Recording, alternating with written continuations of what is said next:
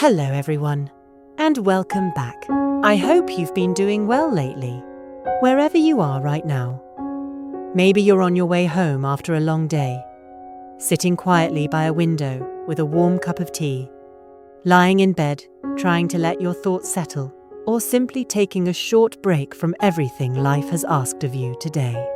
I'm really glad you're here. For the next few minutes, you don't have to solve every problem in your life. You don't have to become a different person overnight. You don't have to prove anything to anyone. Let's simply slow down together. Today's story isn't really about confidence. At least, not in the way most people think. It's about something much quieter, something that quietly changes the direction of our lives long before we even notice it. Hesitation, that tiny pause before making a decision, that little voice that whispers, maybe tomorrow, maybe after I'm better, maybe after I know more, maybe after I stop being afraid. The strange thing about hesitation is that it rarely feels dangerous.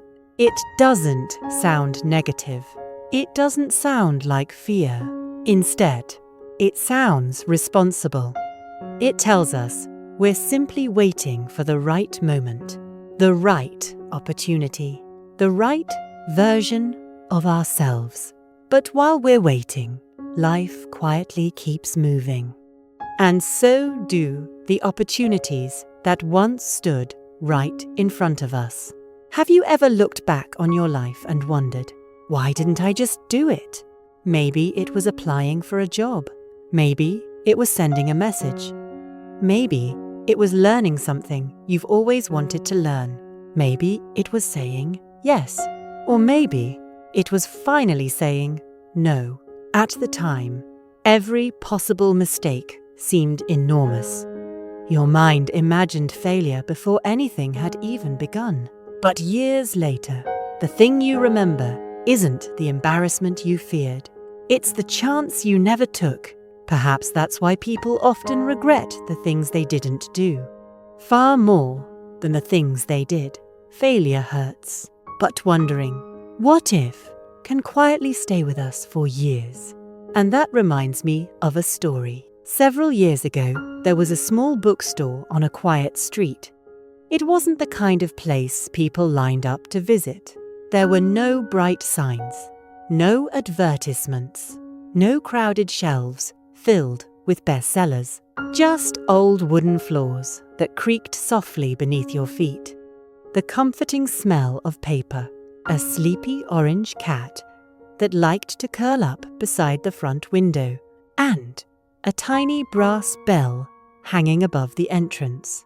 Every time someone opened the door, the bell greeted them with one soft, gentle sound. Every morning, around 8:15, a young man walked past that bookstore on his way to work. He had followed the same route for years. One Monday morning, something caught his attention. A handwritten note had been carefully taped to the glass door. Part-time assistant wanted. He stopped, only for a few seconds. Working in a bookstore had always sounded wonderful. He loved books. Not because books had all the answers, but because they often asked the questions he had never thought to ask himself. He loved quiet places, places where time seemed to slow down. For a brief moment, he imagined himself opening that wooden door. He imagined greeting customers, recommending novels that had once comforted him during difficult seasons of life. Listening to the little bell ring every morning. It felt peaceful. Then, another voice quietly interrupted the dream. I've never worked in a bookstore before. Someone else probably has more experience. Maybe they're looking for somebody older. I'll come back tomorrow. So he smiled to himself and continued walking. The next morning, the note was still there. Again, he slowed down. Again, he stood there for a few seconds. Again, he imagined another version of his life, a version where he had opened the door, again. He kept walking. Tuesday became Wednesday. Wednesday, quietly, became Thursday. Every morning, the conversation inside his mind was exactly the same. Tomorrow. Tomorrow became next week. Next week quietly became next month. One rainy Thursday morning, he noticed something different. The note was gone. The glass door looked exactly the same. The old wooden floor was still there. The sleepy cat was still asleep by the window. Nothing had changed, except the opportunity. Curious, he stepped inside. The little bell above the door rang softly. An elderly woman looked up from behind the counter and smiled. "Good morning," he smiled politely. "I noticed you were hiring." She nodded. "We were." "Were?" "Yes. We found someone a few days ago." He lowered his eyes. "Oh, I see." He turned toward the door, ready to leave. But before he reached it, the owner spoke again. "You know." He looked back. "We didn't receive many applications." For a second, neither of them said anything. Then she smiled gently.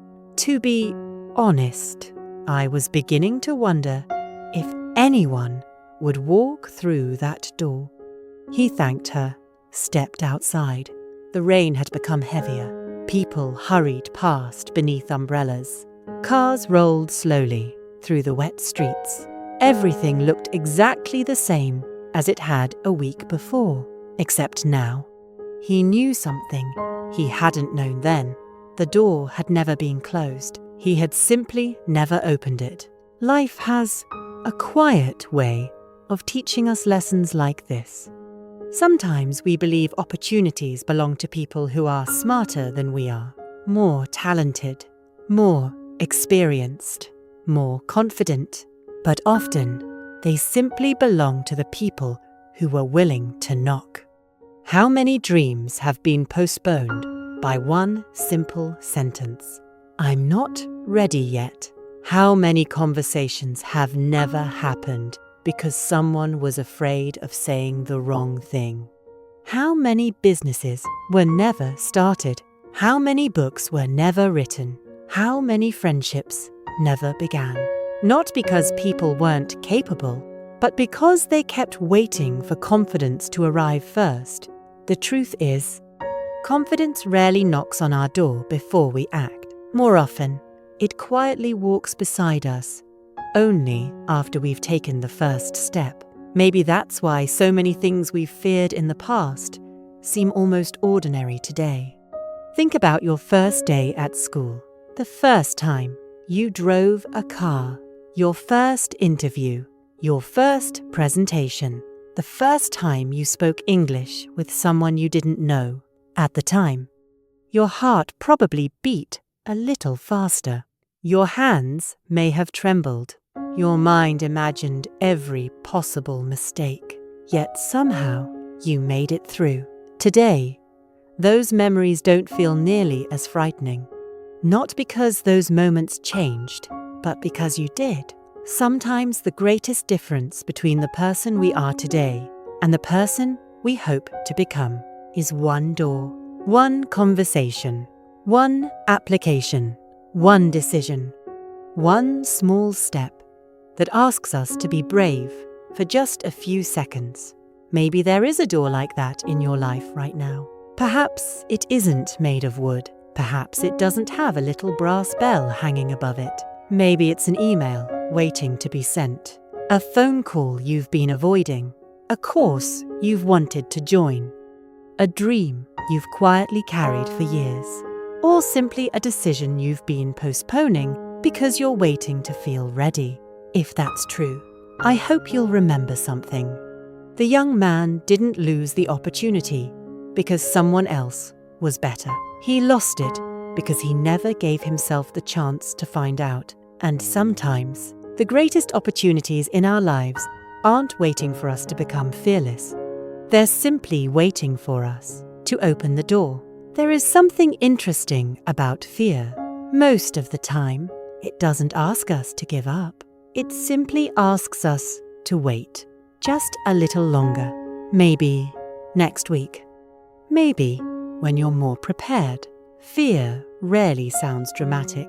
It sounds patient, reasonable, almost wise. And because of that, we listen to it. That reminds me of another story. Several years ago, a father took his young son on a trip to the mountains. The little boy had been looking forward to it for weeks. He had seen pictures of the place online, towering cliffs, endless forests, clouds drifting through the valleys. But there was one thing he couldn't stop talking about: the glass bridge. When they finally arrived, the little boy's eyes lit up with excitement. There it is! He grabbed his father's hand and pointed toward the mountains. The bridge stretched from one cliff to another, suspended high above the valley below. From a distance, it looked almost invisible. The morning sunlight reflected softly against the glass. People seemed to be walking through the sky. It was beautiful and somehow terrifying. The little boy ran ahead. His father followed more slowly. The closer they came, the quieter he became. When they reached the entrance, he stopped. He looked through the glass beneath his feet. Far below, the valley disappeared into the morning mist. A cool breeze swept across the mountains. The bridge moved ever so slightly with the wind. Not enough to be dangerous, just enough to remind him how high he was. His imagination immediately began filling in the rest. What if the glass breaks? What if I freeze halfway across? What if I embarrass myself? He knew the bridge had been carefully tested. He knew thousands of people crossed it every single day. He knew it was perfectly safe. But sometimes, knowing something and believing it are two different things. So he waited. 5 minutes passed. Families walked by laughing together. 10 minutes passed. A group of teenagers crossed the bridge while taking selfies. 15 minutes passed. An elderly couple held hands as they slowly walked to the other side. Nothing happened. The bridge remained exactly where it had always been. Strong, silent, patient. Only the fear inside him kept growing. The little boy ran back. "Dad, you have to come." The father smiled nervously. "In a minute." The boy nodded and ran off again. But that minute quietly became another and another until nearly half an hour had passed. Finally, the little boy walked back once more. This time, he didn't say anything. He simply reached out his small hand. "Let's go together." The father looked at that tiny hand. Then, at the bridge, he took a deep breath and stepped forward. The first step felt impossible. His heart raced. His hands grew cold. Every part of him wanted to turn back, but he didn't. He took another step, then another. Halfway across the bridge, something unexpected happened. He stopped, not because he was afraid anymore, but because he had finally looked up. Until that moment, he had spent all of his attention looking down, watching every step, listening to every fear. He had forgotten to notice why he came there in the first place. The mountains stretched endlessly into the distance. Clouds floated beneath the bridge like waves on a quiet sea. The wind carried the scent of pine trees. The morning sun painted everything in soft gold. For the first time that day, he smiled. Not because the bridge had changed. It hadn't. Not because the height had changed. It hadn't. The only thing that had changed was him. When they reached the other side, the little boy looked up at his father. "Were you scared?" The father laughed softly. "Very." The little boy looked surprised. "But you still crossed." "I did." "Why?" The father looked back toward the bridge. After a long silence, he answered, "Because if I had stayed where I was, I would have missed all of this. Perhaps life is more like that bridge than we realize. Many of the things we fear are never waiting for us on the other side. They're waiting inside our imagination. We imagine people judging us, laughing at us, rejecting us. We replay conversations that haven't happened. We create failures that don't exist. Our minds become incredibly convincing storytellers, and little by little, those imaginary stories begin making our decisions for us. We stay where it's comfortable, not because we're happy there, but because it feels familiar. Yet growth has always lived somewhere beyond familiarity, beyond certainty, beyond the place where we know exactly what will happen next. Fear isn't always a sign that we're heading in the wrong direction. Sometimes it's simply a sign that we're standing at the edge of something that matters. If your heart beats a little faster before an interview, perhaps it's because the opportunity means something to you. If your hands tremble before speaking in front of others, perhaps it's because your voice matters more than you think. If taking the first step feels uncomfortable, perhaps it's because you're leaving behind a place you've stayed in for far too long. The bridge never asked the father to stop being afraid. It only asked him to take the first step, then another, and another. Maybe life asks the same thing of us. Not perfection, not certainty, not endless confidence, just one small step. Because confidence rarely arrives before the journey begins. More often, it quietly catches up with us somewhere along the way. And perhaps that's where it has been waiting all along.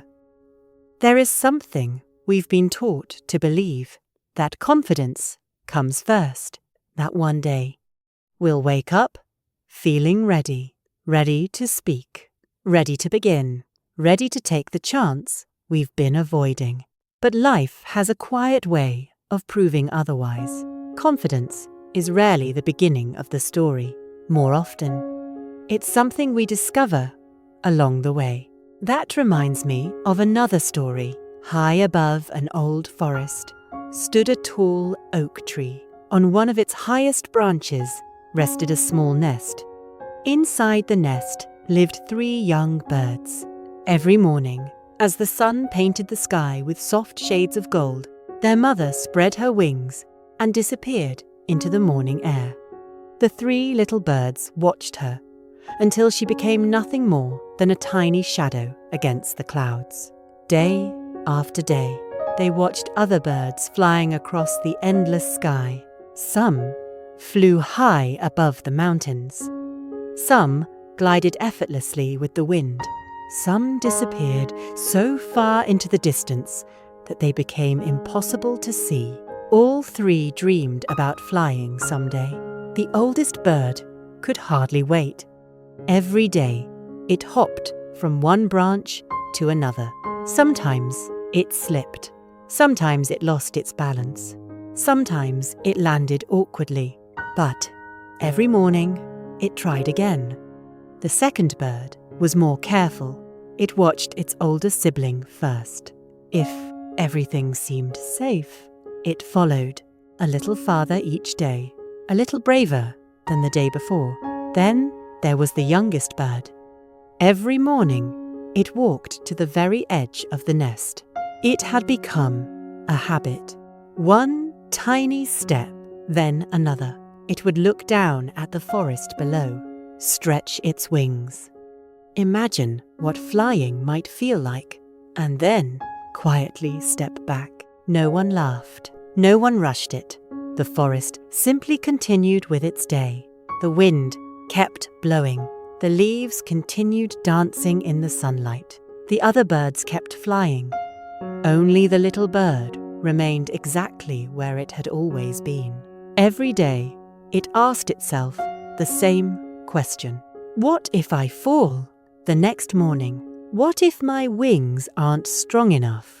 The day after that, what if everyone else can fly except me? One evening, After the sky had turned orange and the forest had begun to grow quiet, the little bird finally spoke. "Mother, how will I know when my wings are strong enough?" Its mother didn't answer immediately. She watched the last birds disappear into the evening sky. Then she smiled. "You won't," the little bird frowned. "You won't know until you use them." That answer didn't make the little bird any less afraid, but it stayed in its heart long after the conversation had ended. The next morning, nothing looked different. The forest was still there. The wind was still there. The distance to the ground hadn't become any shorter overnight.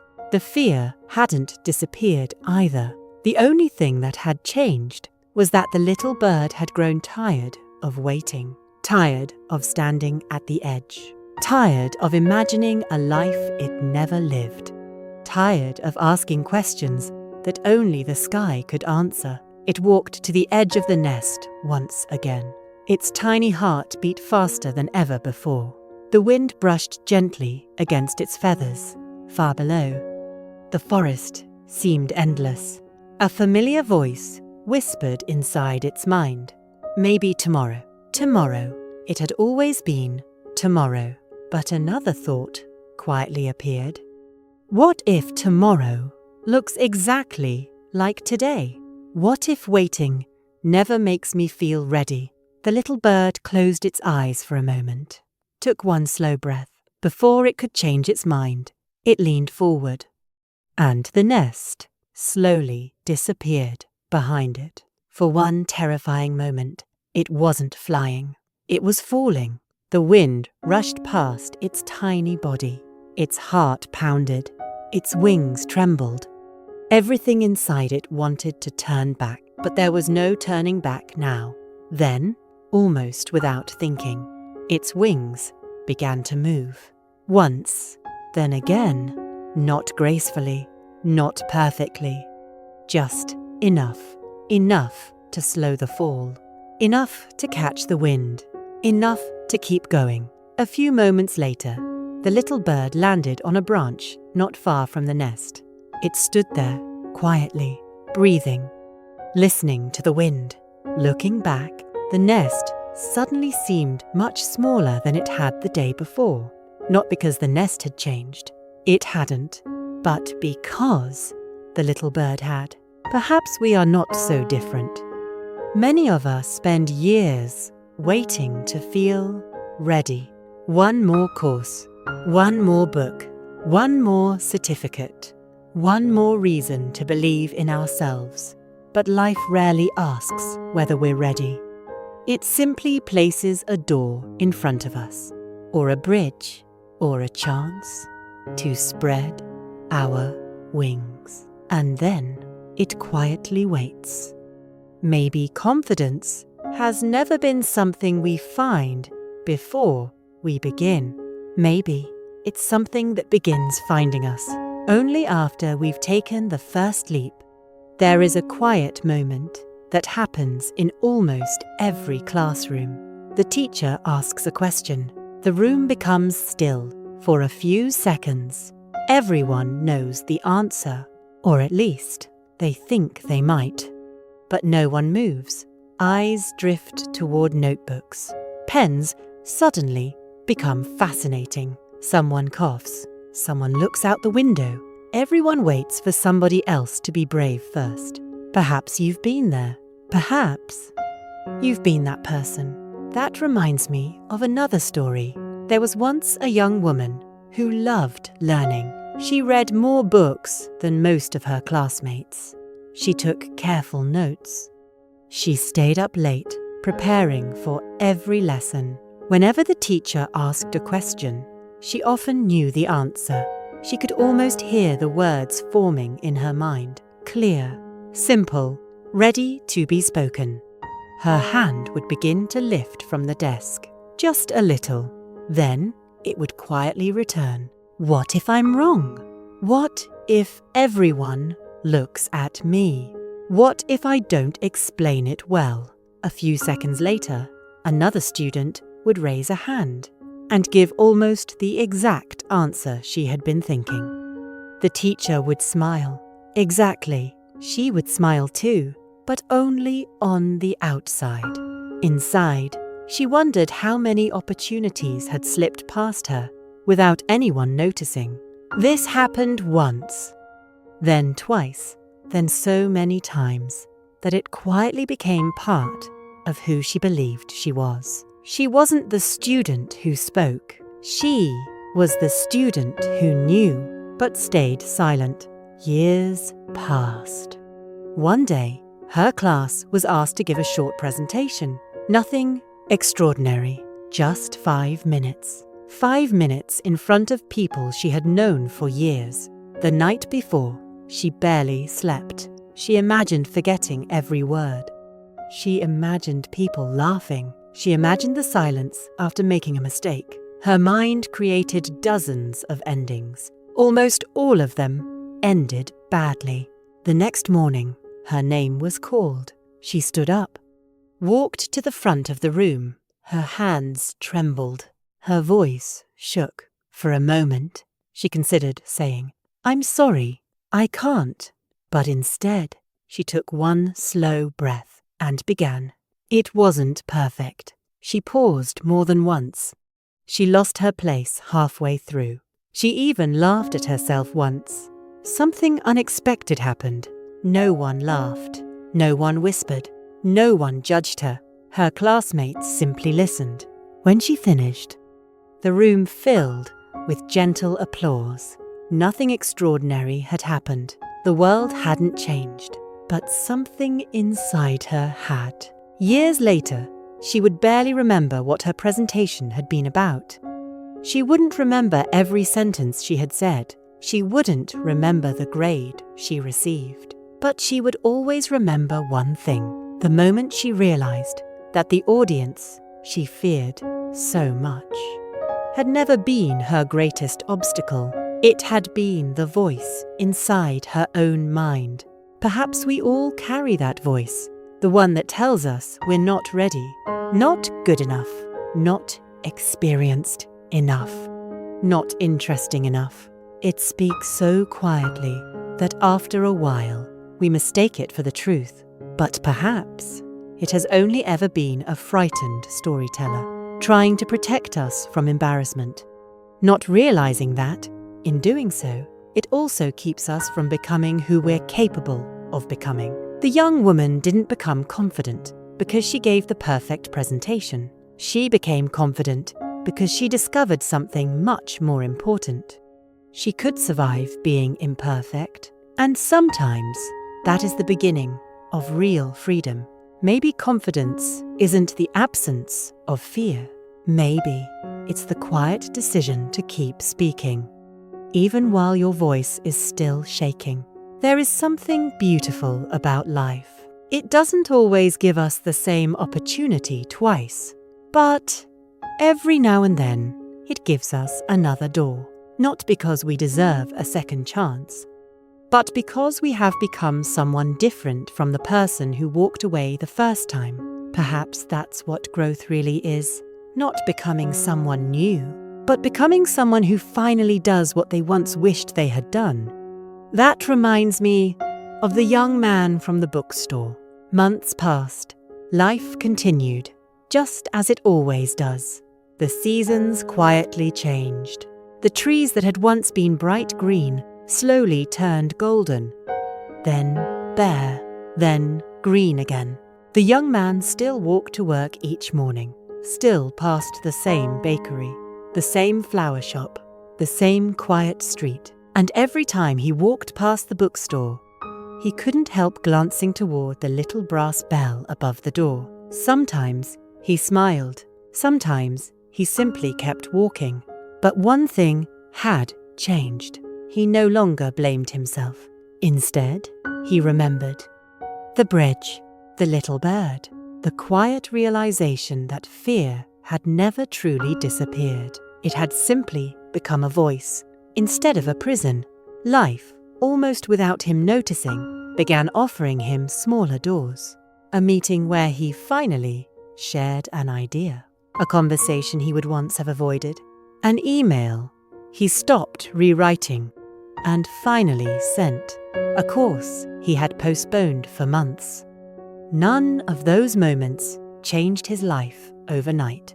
Most of them seemed almost ordinary, but looking back, he realized they had all been teaching him the same lesson. Courage rarely arrives all at once. Sometimes, it grows so quietly that we only notice it after we've already changed. Then, one autumn morning, as golden leaves drifted slowly onto the sidewalk, he saw something that made him stop. There it was, the bookstore, exactly as he remembered it. The old wooden floor, the sleepy orange cat resting beside the window, the little brass bell above the entrance, and taped carefully to the glass door, another handwritten note. Part-time assistant wanted. For a moment, everything became very still.